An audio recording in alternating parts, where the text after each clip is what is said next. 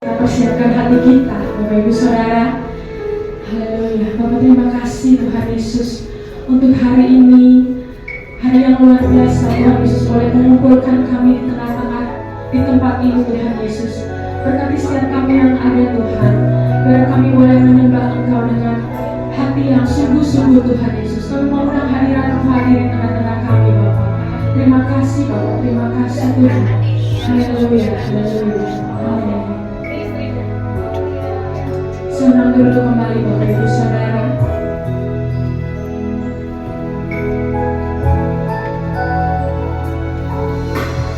Yesus, Kau sungguh baik.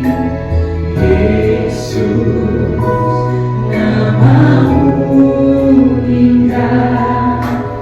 Yesus, ku cinta Kau selalu. Ku tinggikan, ku agungkan selamanya. Yesus, Kau sungguh baik. Yesus, Namamu indah. Yesus, ku cinta Kau selalu. Ku tinggikan, ku agungkan selamanya.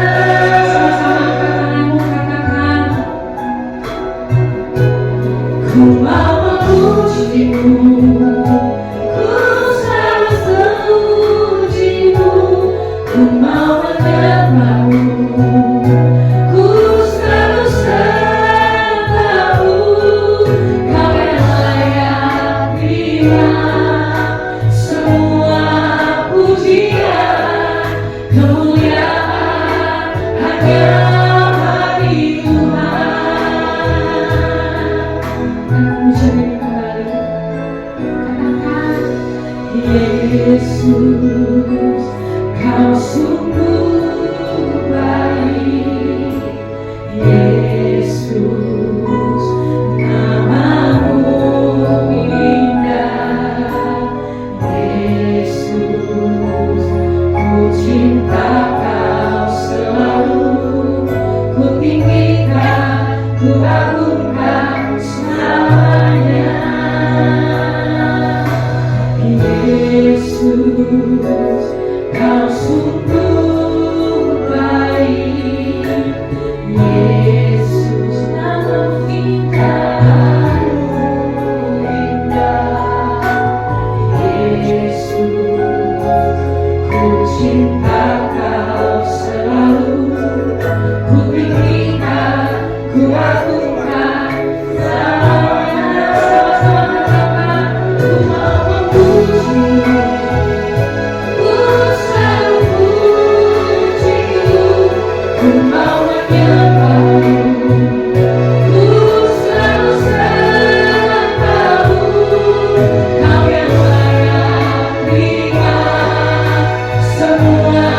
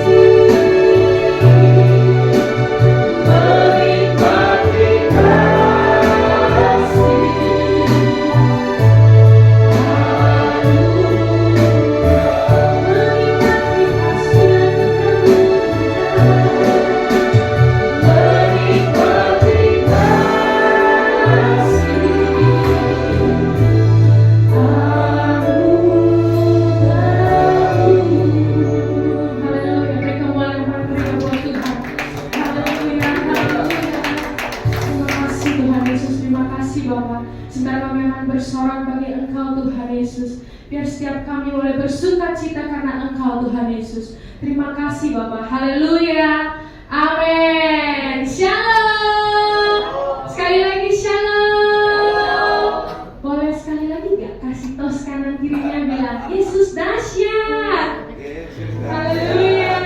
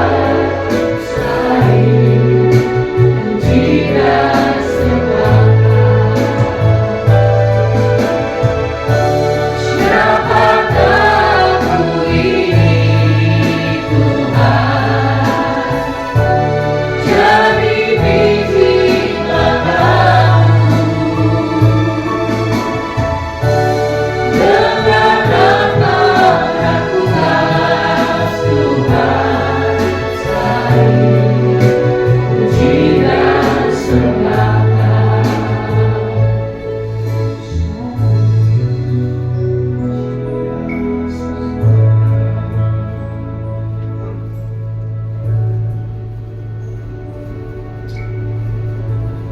siang hari ketika kami berkumpul di tempat ini, Tuhan, kami datang dengan hati yang penuh dengan ucapan syukur, karena kami tahu hidup kami adalah anugerah yang datang daripada Tuhan.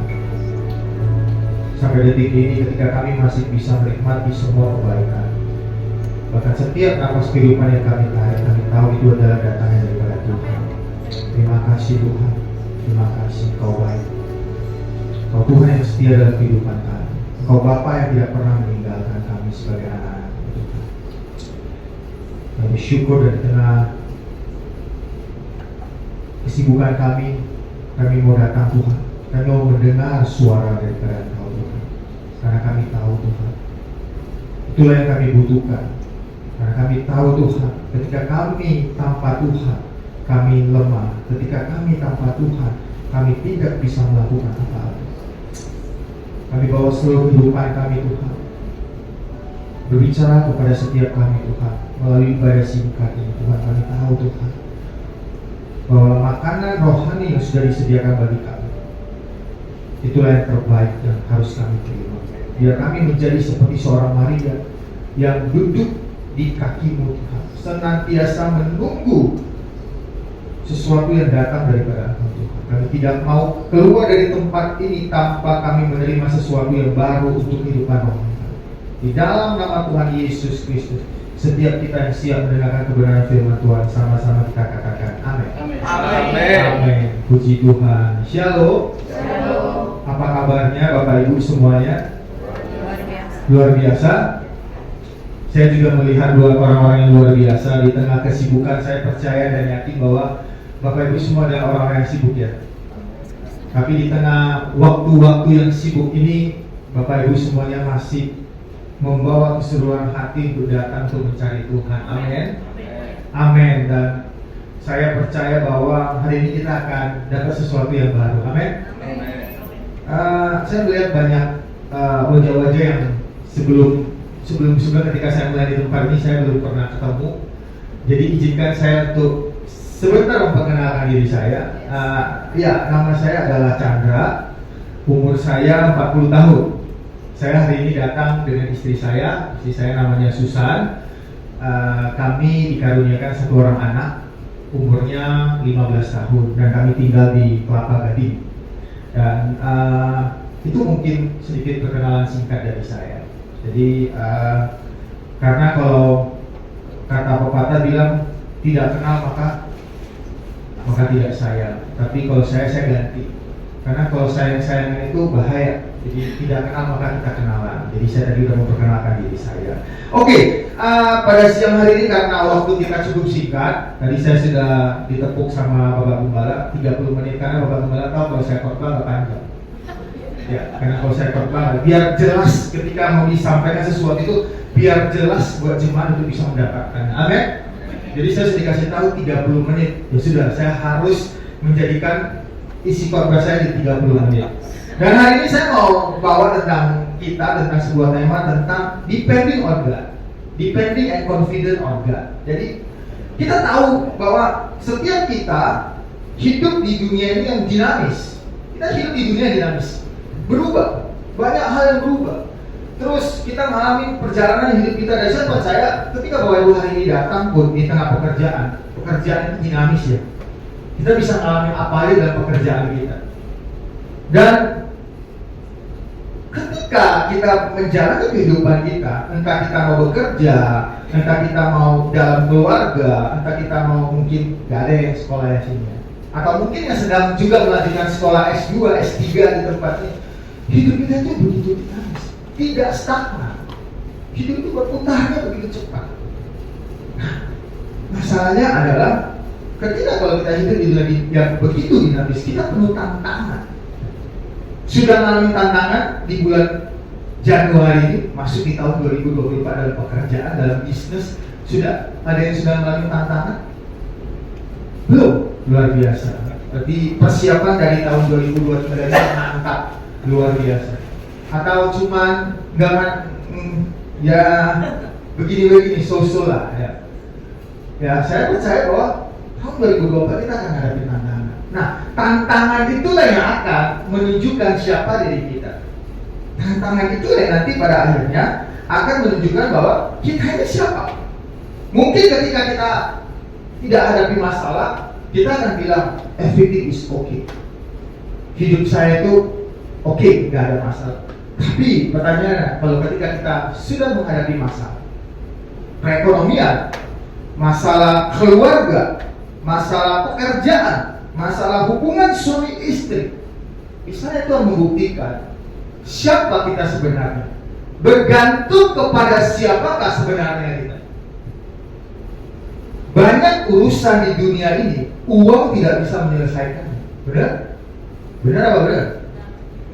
Banyak persoalan hidup kita uang tidak bisa menyelesaikannya.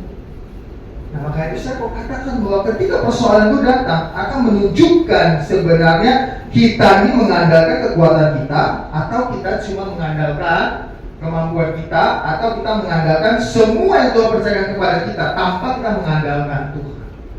Makanya saya percaya bahwa hari ini saya membawakan tentang depending and confidence in God. Pernah dengar kesaksiannya seorang dokter kecantikan Singapura yang kesaksiannya begitu menginspirasi, yang bernama Richard Teo. Richard Teo itu adalah seorang dokter kecantikan di Singapura.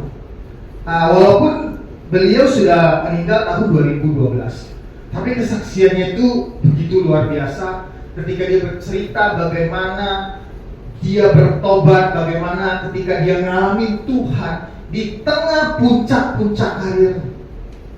Jadi Richard Teo ini adalah seorang dokter yang masa kecilnya adalah masa kecil yang miskin, tapi dia adalah seorang pekerja keras. Akhirnya dia bekerja keras, dia sekolah dan dia masuk ke dunia kedokteran. Dan ketika awal dia masuk ke dunia kedokteran, dia hanya sebagai pelatih. Dan dia melihat bagaimana susah sekali mencari uang.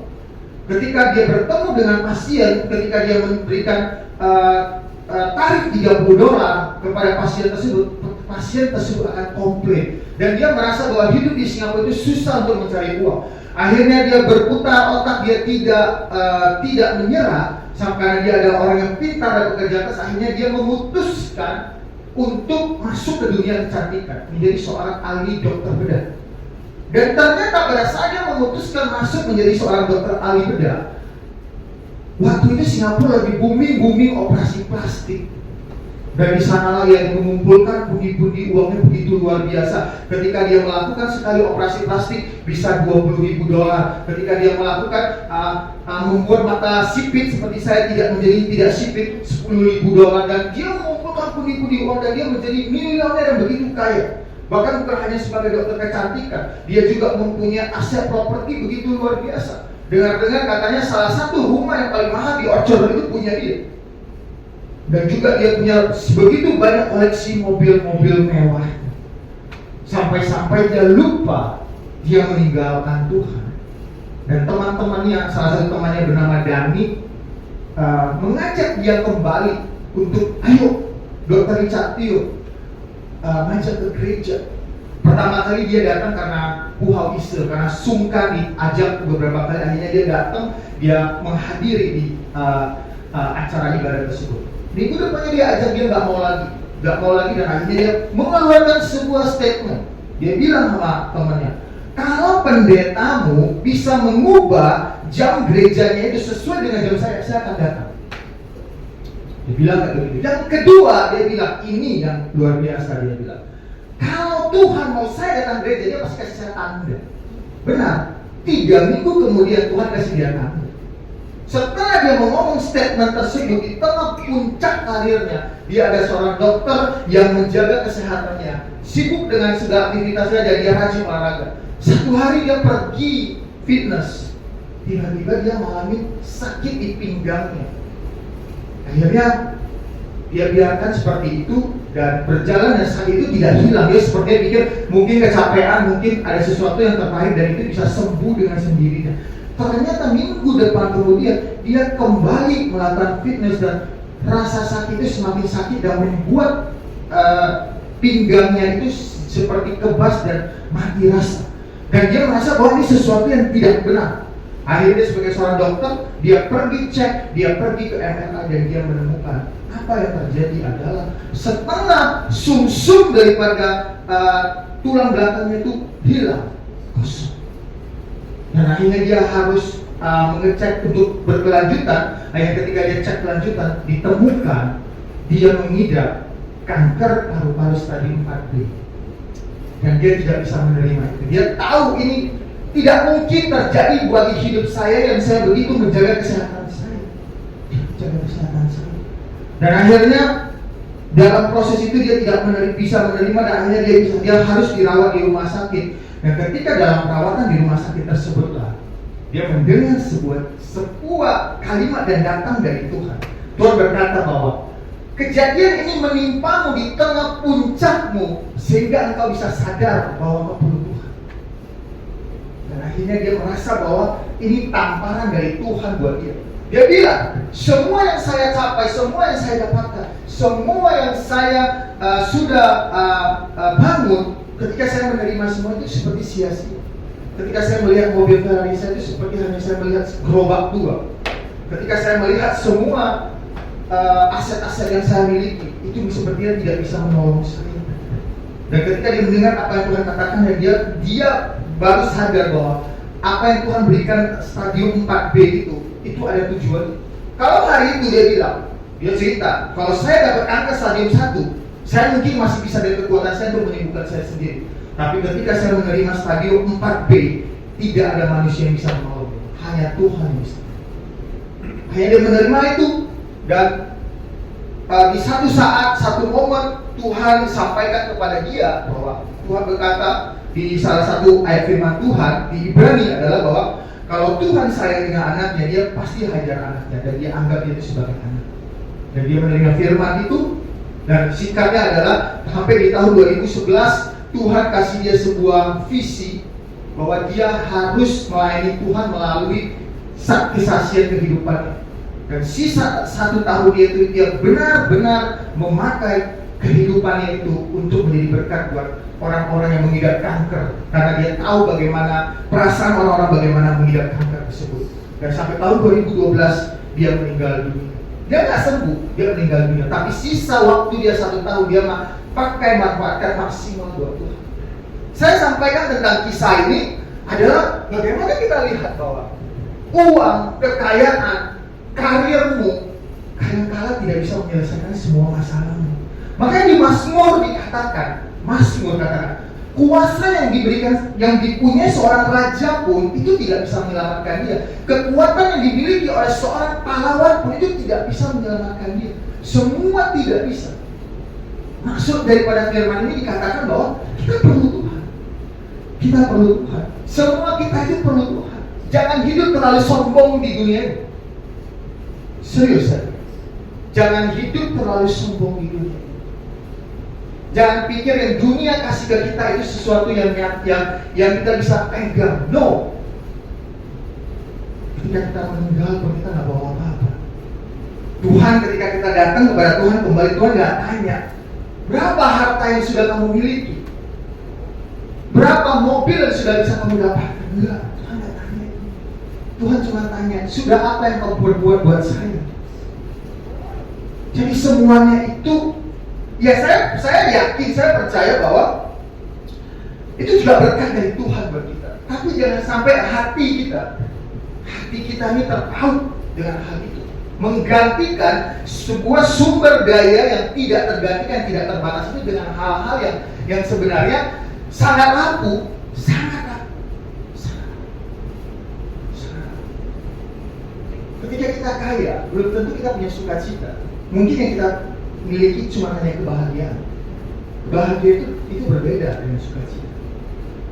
Sukacita adalah joyful yang datang dalam diri kita, itu yang kita nggak bisa jelaskan. Tapi kita nggak ada uang pun, kita bisa sukacita. Saya sama istri saya itu, walaupun saya nggak kerja, saya full timer. Istri saya juga cuma hanya punya usaha kecil-kecilan. Tapi kami melewati hidup kami itu sehari demi sehari itu penuh dengan sukacita. Maka dibilang bahwa kesusahan hari ini selesai. Yang urusan besok bukan kita nggak mau tahu, enggak, karena kita malu memikirin kayak gimana pun juga sama ya hadapin. Dan kami berdua selalu senantiasa bersuka-suka karena kami tahu Tuhan itu adalah penyedia bagi kami. He is our provider. Dia yang menyediakan banyak hal bagi kami. Nah, untuk kita bisa menaruh percaya kita, menaruh kepercayaan kita kepada Tuhan. Jadi gini, ada dua pandangan yang selalu salah kaprah ketika kita bilang kita mengandalkan Tuhan. Mengandalkan Tuhan yang salah kaprah yang pertama adalah sering orang merasa bahwa saya mengandalkan Tuhan ketika saya mengalami hal sulit. Ada di antara Bapak Ibu yang seperti itu. Kalau lagi santai-santai, lagi enak-enak, nggak pernah ada urusan mengandalkan Tuhan. Tapi kalau udah lagi susah, lagi mentok, itu baru cari Tuhan. Nah, itu salah kaprah pertama, mengandalkan Tuhan. Yang penting saya masa susah sulit saya berdoa Tuhan. Yang kedua, mengandalkan Tuhan ini lebih dangkal pemahamannya adalah duduk ongkang-ongkang kaki percaya sama Tuhan pasti Tuhan tolong dia. Itu juga salah kaprah. Jadi mengandalkan Tuhan itu bukan seperti itu. Mengandalkan Tuhan itu adalah sikap hati kita percaya dan mempercayakan kepada Tuhan. Tentu ada sikap aktif kita. Yang bekerja tetap bekerja, yang sekolah tetap sekolah. Apapun yang sedang kau hadapi, lakukan. Tapi kau menaruh percaya, mengandalkan Tuhan, mempercayakan kepada Tuhan. Ibaratnya seperti ini. Mungkin kita bisa datang ke sebuah, misalkan kita lagi ngurus perizinan kali. Kita lagi ngurus perizinan dan kita percaya bahwa ada orang-orang tertentu di bagian kantor, mungkin di kantor RT RW itu bisa membantu kita. Kita percaya mereka bisa membereskan buat kita. Tapi seringkali kita nggak mau mereka yang ngurus, kita mau ngurus sendiri. Nah, kan kehidupan rohani kita itu seperti itu. Kita percaya Tuhan Maha Kuasa. Kita percaya Tuhan bisa melakukan apa-apa. Tapi ketika kita menghadapi masalah, kita nggak mau serahin diri. Kita mau dengan kekuatan kita sendiri. Kita mau dengan kemampuan kita sendiri. Kita mau dengan segala daya kita untuk bisa menyelesaikan sendiri. Itu bukan mempercayai kepada Tuhan. Yang kita perlu adalah percaya Dia sanggup dan mempercayai. Kasih bagian Tuhan. Kasih bagian Tuhan untuk berkata. Jangan banyak hal kita melakukan. Mungkin kita merasa bahwa saya bisa lakukan ini, saya bisa lakukan itu. Seperti apa yang tadi saya saksikan tentang Richard Theo. Kita lihat di Yeremia 17 ayat 5 sampai 8. Yeremia 17 ayat 5 sampai 8. Pak Gembala, kalau waktunya ada dekat, info saya Pak. WhatsApp boleh? Info saya. Biar saya tahu. Iya, sip. Yeremia 17 ayat 5 sampai 8. Saya baca buat kita semua. Beginilah firman Tuhan. Terkutuklah orang yang mengandalkan manusia, yang mengandalkan kekuatannya sendiri, dan yang hatinya menjauh daripada Tuhan. Ia akan seperti semak bulus di padang belantara. Ia tidak akan mengalami datangnya keadaan baik. Ia akan tinggal di tanah angus di padang gurun, di negeri padang asing yang tidak berpenduduk. Diberkatilah orang yang mengandalkan Tuhan, yang menaruh harapannya pada Tuhan. Ia akan seperti pohon yang ditanam di tepi air, yang merambatkan akar-akarnya ke tepi batang air, dan yang tidak mengalami datangnya panas terik, yang daunnya tetap hijau, yang tidak khawatir dalam tahun kering, dan yang tidak berhenti menghasilkan buah. Amin. Kalau kita baca firman ini, kalau Bapak bisa mengimajinasikan, itu akan terjadi begitu kontras perbedaan. Orang yang tidak mengandalkan Tuhan, itu hidup itu seperti penunjukan. Kalau ada gambar ya, kalau Bapak bisa memvisualisasikan ya Bapak Ibu ya, satu sisi itu adalah satu sisi yang begitu tandus, begitu kering, bahkan dibilang tanah yang penuh dengan garam. Tanah asin itu tanah yang nggak bisa dihidupi. Tanah yang penuh garam itu tanah yang tidak bisa dihidup. Itu diibaratkan orang dibilang terkutuk itu tahu nggak apa? Nggak ada hal baik yang terjadi dalam kehidupan kita. Tuhan pakai kata terkutuk loh. Tidak ada hal baik. Dan begitu kontras dengan ketika kita bilang bahwa orang yang mengandalkan Tuhan itu menaruh harapan kepada Tuhan itu seperti pohon yang ditanam di tepi air yang merambatkan akar-akarnya. Bapak Ibu sering lihat gak ada gambar, atau mungkin Bapak Ibu sering ke luar negeri melihat di luar negeri sana itu ada aliran sungai, terus kiri kanannya itu ada pohon yang begitu lebat, tumbuh begitu subur. Kenapa? Karena dia aliran sungai dan membuat tanahnya itu begitu subur dan tumbuh begitu lebat. Pohon itu tumbuh begitu. Itu menggambarkan orang mengandalkan Tuhan. Karena kenapa? Sumber air kita adalah sumber air kehidupan yang datangnya daripada Tuhan Yesus. Bukan kita berada di tanah yang tandus. Mungkin kita bilang kita punya segala sesuatu, tapi diibaratkan kita berada di tanah yang tandus, semak bulus di padang belantara. Kita berada di daerah padang belantara yang mungkin terjadi begitu masalah, kita nggak bisa keluar dari masalah itu karena tanpa Tuhan. Begitu kontras terjadi. Dan saudara harap berdoa buat kita semua. Engkau yang sedang bekerja, engkau yang sedang mengalami masalah, andalkan Tuhan senantiasa dalam hidupmu. Engkau akan lihat hidupmu bagaimana Tuhan tolong, Tuhan pelihara. Engkau akan melihat bagaimana hidupmu menghasilkan buah yang dijanjikan firman Tuhan. Menghasilkan buah. Buahnya itu berlimpah, lebat dalam hidup. Ketika saya bagi firman ini, nggak hanya sekedar saya bagi dalam firman ini. Firman ini adalah firman yang saya hidupi dengan istri saya. Ketika kami memutuskan kami mau masuk ke dalam pelayanan, kami bilang kami tidak pernah lagi mau mengandalkan kekuatan manusia. Karena firman ini katakan ketika engkau mengandalkan kekuatan manusia, hidupmu tidak akan pernah dalam keadaan yang baik. Hidupmu tidak akan pernah dalam keadaan yang baik. Nah, saya akan akhiri dengan cara kita mengandalkan Tuhan. Yang pertama, cara kita mengandalkan Tuhan. Jangan pernah menggantikan sumber yang tak terbatas itu dengan sumber daya dunia. Filipi 4 ayat 13. Kita baca. Filipi 4 ayat 13. Filipi 4 ayat 13 dikatakan bahwa segala perkara dapat kutanggung di dalam Dia yang memberikan kekuatan kepadaku.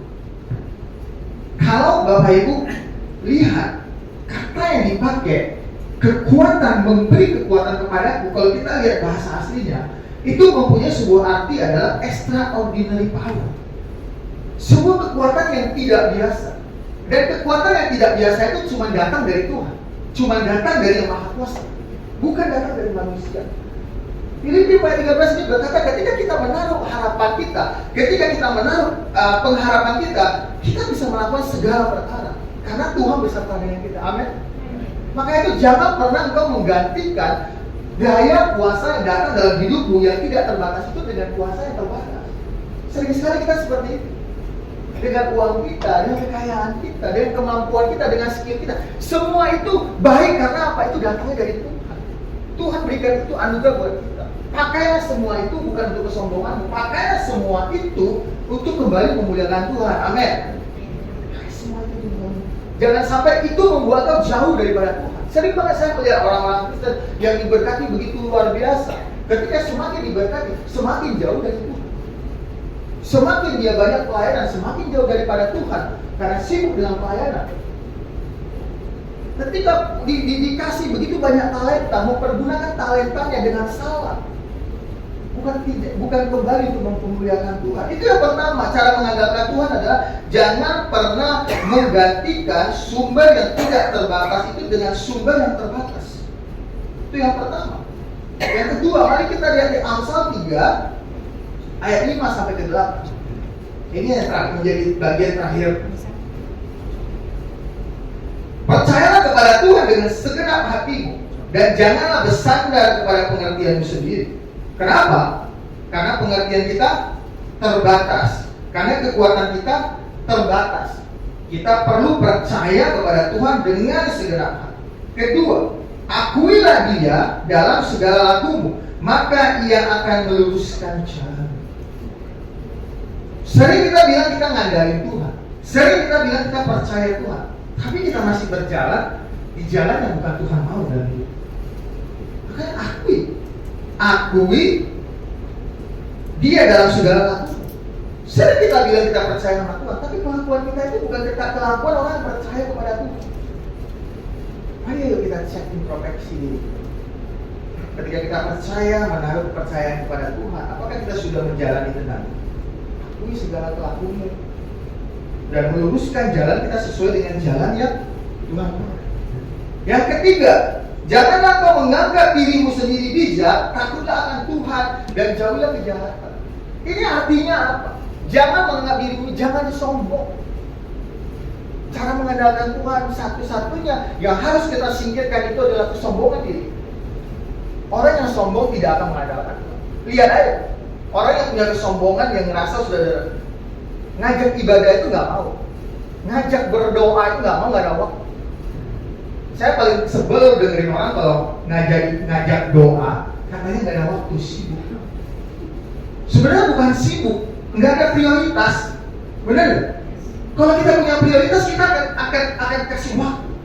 Kalau kita tahu mengandalkan Tuhan itu penting dalam hidup kita, mencari Tuhan itu penting dalam hidup kita pasti taruh prioritas.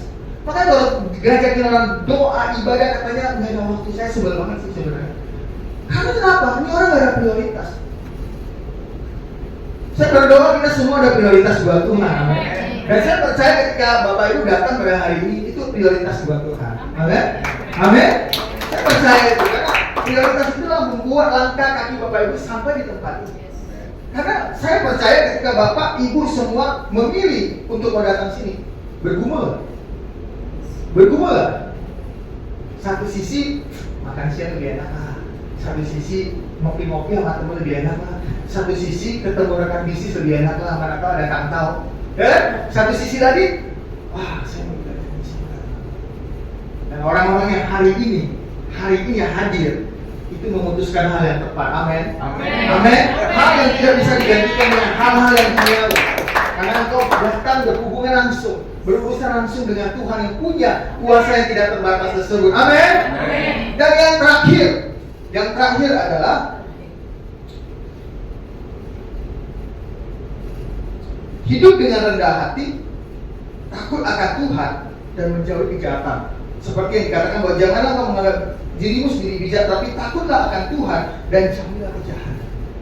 Ketika kita mengandalkan Tuhan, hidup kita ini juga harus hidup sesuai yang Tuhan mau. Hidup dengan rendah hati. Ya, sombong hati lawannya rendah hati. Kalau kita nggak sombong hati, tentu kita hidup dalam kerendahan hati. Kerendahan hati itu adalah sebuah sikap yang harus dimiliki oleh anak-anak Tuhan. Karena itu yang diteladankan oleh Tuhan Yesus. Dan itu yang harus kita miliki. Dan lawan dari rendah hati adalah sombong hati. Dan sombong itu sebenarnya kekejian di mata Tuhan. Jadi kesombongan itu adalah kekejian di mata Tuhan.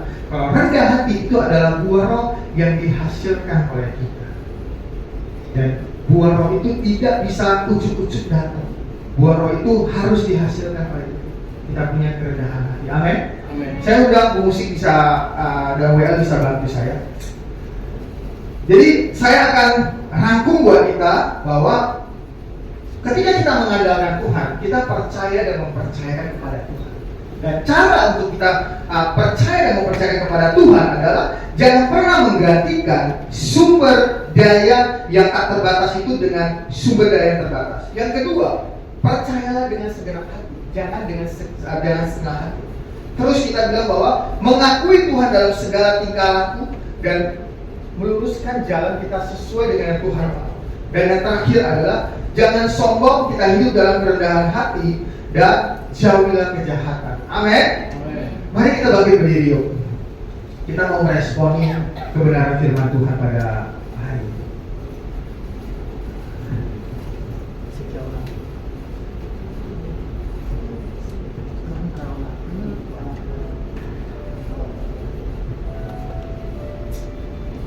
Haleluya, kami datang Tuhan pada hari ini.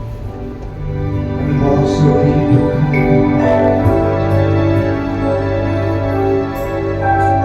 Haleluya.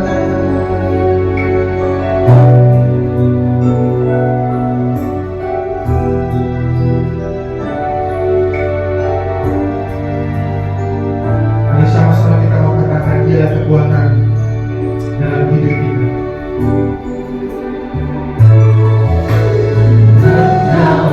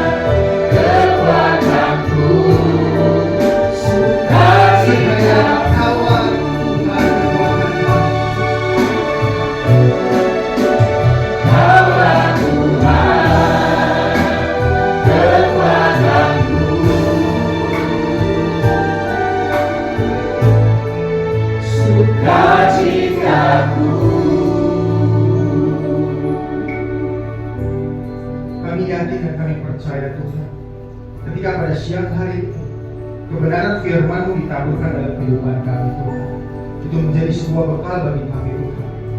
Kiranya bagi kami yang pada saat ini mungkin jauh daripada Engkau Tuhan, kami mau datang, kami mau mendekatkan diri kami, bahkan kami mau taruh kepercayaan kami dan mempercayakan segala yang dalam hidup kami ke dalam tangan-Mu Tuhan.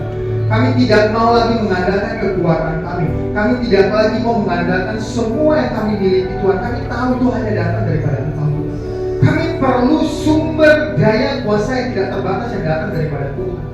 Seperti Filipi 4 ayat 13 berkata bahwa segala perkara dapat kutanggung. Semuanya ketika masalah datang dapat saya tanggung. Karena kami percaya, saya percaya ada sebuah extraordinary power, ada kuasa yang tidak seperti biasanya yang datang daripada Tuhan. Oleh sebab itu kami perlu Engkau Tuhan. Pada siang hari ini ketika kami duduk tempat ini mendengarkan kebenaran firman Tuhan, kami percaya bukan kebetulan, karena Tuhan memberikan pesan yang kuat dalam hidup kami. Kami tidak mau lagi berjalan di tahun 2024 ini di dalam setiap kegiatan kami hanya berjalan dengan kekuatan kami. Kami mau berjalan bersama dengan Tuhan. Kami mau bawa hidup kami lurus sesuai dengan kehendak-Mu. Kami mau hidup kami itu rendah hati di hadapan-Mu, di hadapan orang-orang. Karena kami tahu kesombongan adalah sebuah batu sandungan yang bahkan membuat kami jauh daripada Tuhan. Terima kasih Tuhan pada sore siang hari ini Tuhan. Ketika hamba-Mu selesai berbicara, hamba percaya bahwa Engkau tidak pernah selesai berbicara kepada setiap umat-umat yang Kau kasih. Berbicara melalui kuasa Roh Kudus dalam kehidupan mereka. Ajari mereka, biar mereka menjadi hidup yang berdampak, hidup yang berimplikasi, dan hidup yang bermultiplikasi. Karena pada akhirnya ketika Engkau datang mencari buah dalam setiap kehidupan kami Tuhan. Terima kasih Tuhan Yesus. Materaikan semua kebenaran firman-Mu di atas nama-Mu. Di dalam nama Tuhan Yesus, setiap kita yang percaya dan siap menjadi pelaku kebenaran firman, sama-sama kita katakan amin. Haleluya. Silakan duduk kembali Bapak Ibu Saudara. Bapak Ibu Saudara diberkati, amin.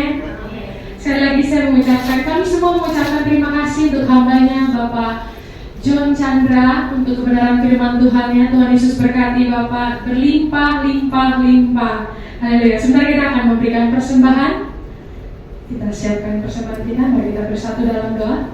Bapak, terima kasih Tuhan Yesus untuk setiap berkat-Mu yang Kau berikan bagi setiap kami Tuhan. Sebentar kami akan memberikan yang terbaik, kami akan menabur Tuhan. Kami tahu, kami yakin dan percaya kami menabur di tempat yang subur dan kami akan menuai dengan luar biasa Tuhan Yesus. Terima kasih Bapak, berkati setiap tangan-tangan yang akan memberikan Tuhan. Haleluya, amin.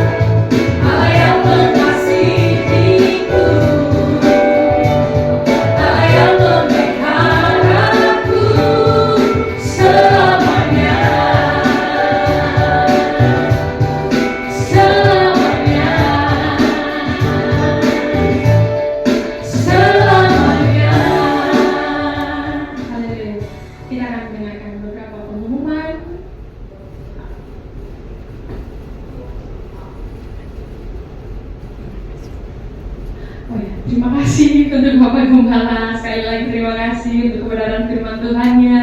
Tuhan Yesus berkati. Haleluya.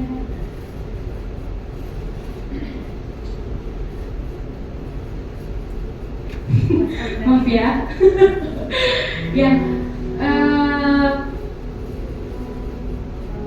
untuk Bapak Ibu yang baru pertama kali hadir mungkin ini ada nomor handphone Bapak Gembala dan email gereja kita gerejahermon5@gmail.com untuk supaya Bapak Ibu Saudara Bapak Hari nanti bisa share untuk pendeta yang akan melayani di setiap ibadahnya, dan ibadah di tempat ini, ibadah tengah minggu ada di hari Kamis di jam 12 siang, di hari Jumat jam 18 dan free snacks. Lalu ibadah hari Minggu ada 3 kali ibadah di jam 10.30, jam setengah 2 dan jam setengah 4.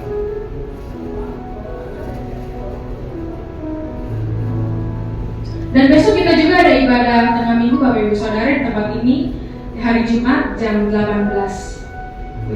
Bapak Ibu Saudara mungkin bisa kembali bersama-sama kita ibadah di tempat ini. Kita juga punya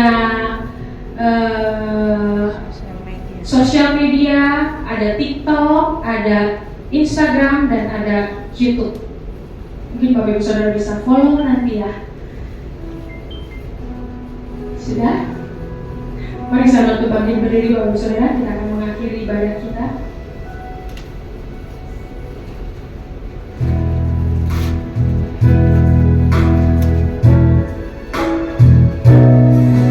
El Shaddai, El Shaddai,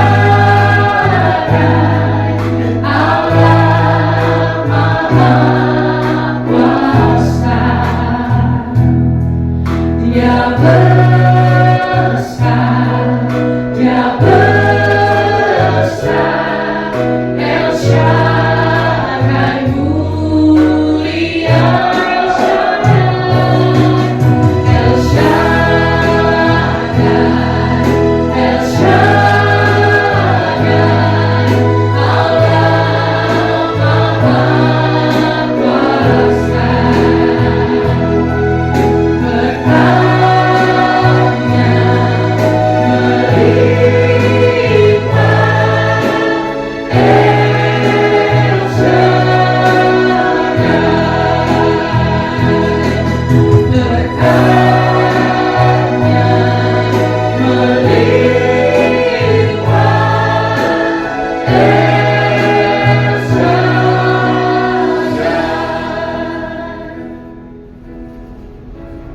Benar Tuhan Yesus, Engkau adalah Allah El Shaddai, Allah Maha Besar, Allah Maha Kuasa, dan berkat-Mu melimpah atas kami. Terima kasih Tuhan untuk saat ibadah ini, ibadah singkat, ibadah kantoran Tuhan, yang hanya punya durasi 1 jam Tuhan, agar kami bisa menyediakan tempat bagi pegawai-pegawai, bagi karyawan-karyawan kantor atau mal Tuhan, untuk datang mencari Tuhan. Dan mereka juga pulang nanti juga akan mendapatkan berkat jasmani, sehingga mereka tidak perlu repot-repot mencari makan siang.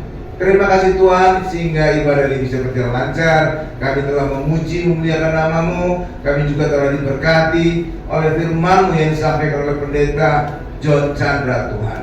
Pakai beliau semakin heran dan dahsyat, pelayanannya yang semakin luar biasa dan menjangkau banyak jiwa. Terima kasih Tuhan Yesus, terima kasih. Kami juga yang hadir Tuhan, siapapun kami yang hadir, berkati setiap usaha pekerjaan kami Tuhan. Berikan kami kesehatan yang sempurna. Demikian juga Tuhan, kami juga ingin mendoakan pemerintahan kami, karena Alkitab yang berkata, firman-Mu yang berkata, doakan pemimpinmu. Karena itulah orang Kristen tidak boleh menghujat pemimpin, walaupun mereka salah. Doakan, karena kita bukan hakim. Karena itulah kita doakan agar pemimpin kita dijamah oleh Tuhan, sehingga mereka juga punya hati untuk bangsa ini. Terima kasih Tuhan Yesus, terima kasih. Berkati Presiden kami Bapak Joko Widodo Tuhan, beserta keluarganya. Mereka semua sehat, mereka juga semua sukses. Demikian juga jajaran menterinya juga Tuhan punya hati untuk bangsa ini, sehingga bangsa ini benar-benar tahun 2045, 100 tahun kemerdekaan, tahun emas, menjadi negara maju nomor 4 di dunia. Terima kasih Tuhan Yesus. Terima kasih. Kami juga ingin berdoa Tuhan, untuk tahun ini, tahun 2024 akan ada pemilu, akan ada pileg Tuhan, agar negara kami tetap aman, tentram, damai. Pertumbuhan ekonomi juga tetap tinggi Tuhan, sehingga negara kami di saat pemilu pileg Tuhan bukan perang demokrasi, tapi benar-benar pesta demokrasi. Ada keriangan, ada sukacita. Terima kasih Tuhan Yesus, terima kasih Tuhan. Dan sebentar kami akhiri pada kami, setiap kami juga ingin peroleh berkat-berkat dari Allah Bapa yang Maha Kuasa. Mari Bapak Ibu angkat dulu tangan kita, siapkan hati kita untuk menerima berkat-berkat dari Allah Bapa yang Maha Kuasa. Berkat dari Allah Bapa yang Maha Kuasa, kasih karunia dari Tuhan Yesus, penyertaan Roh Kudus menyertai kita mulai hari ini sampai selama-lamanya. Haleluya. Sama-sama kita berkata amin.